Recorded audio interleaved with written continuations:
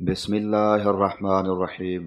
ابو ہریرہ رضی اللہ عنہ نے بیان کیا کہ نبی کریم صلی اللہ علیہ وآلہ وسلم نے فرمایا، تم میں سے کوئی شخص رمضان سے پہلے شعبان کی آخری تاریخوں میں 1 یا 2 دن کے روزے نہ رکھے، البتہ اگر کسی کو ان میں روزے رکھنے کی عادت ہو تو وہ اس دن بھی روزہ رکھ لے۔ صحیح بخاری حدیث نمبر 1914۔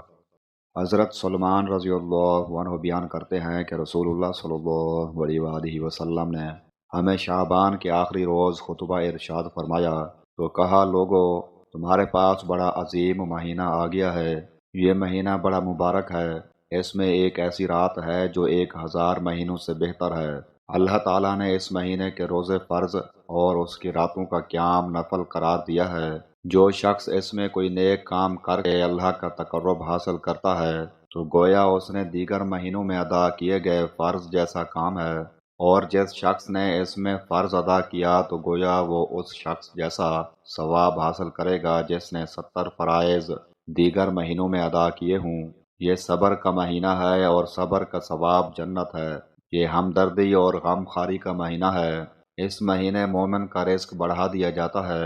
جس نے اس مہینے میں روزے دار کا روزہ افطار کروایا تو وہ اس کے گناہوں کی بخشش کا باعث ہوگا اور جہنم سے اس کی گردن کی آزادی کا ذریعہ بنے گا، اور اسے روزے دار کے برابر ثواب ملے گا، جبکہ روزے دار کے ثواب میں بھی کچھ کمی نہیں ہوگی۔ صحابہ نے عرض کیا، ہم میں سے ہر شخص کو افطاری کرانے کا سامان میسر نہیں ہے، تو آپ صلی اللہ علیہ وآلہ وسلم نے فرمایا، اللہ تعالیٰ یہ ثواب اس شخص کو بھی عطا کرتے ہیں جو روزے دار کو ایک کھجور یا پانی کے گھونٹ یا کچی لسی کے ایک گھونٹ سے روزہ افطار کراتا ہے۔ اس مہینے کا ابتدائی حصہ بحث رحمت ہے، درمیانی حصہ مغفرت و بخشش کا ہے، اور آخری حصہ جہنم سے آزادی حاصل کرنے کا ہے۔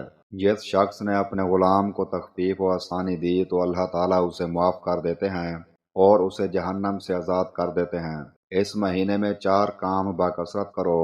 2 کاموں سے تم اپنے رب کی رضا و خوشنودی حاصل کر لو گے، اور 2 کاموں سے تم بے پرواہ نہیں ہو سکتے۔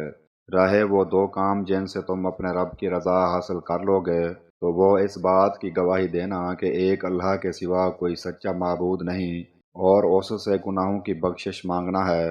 اور وہ 2 چیزیں جن سے تم بے پرواہ نہیں ہو سکتے تو وہ یہ ہیں کہ تم اللہ تعالیٰ سے جنت کا سوال کرو اور جہنم سے اس کی پناہ میں آ جاؤ۔ اور جس شخص نے اس مہینے میں روزے دار کو پیٹ بھر کر کھانا کھلایا تو اللہ تعالیٰ اسے میرے حوض سے پانی پلائے گا جس سے وہ جنت میں داخل ہونے تک پیاسا نہیں ہوگا۔ صحیح ابن خزیمہ حدیث نمبر 1887۔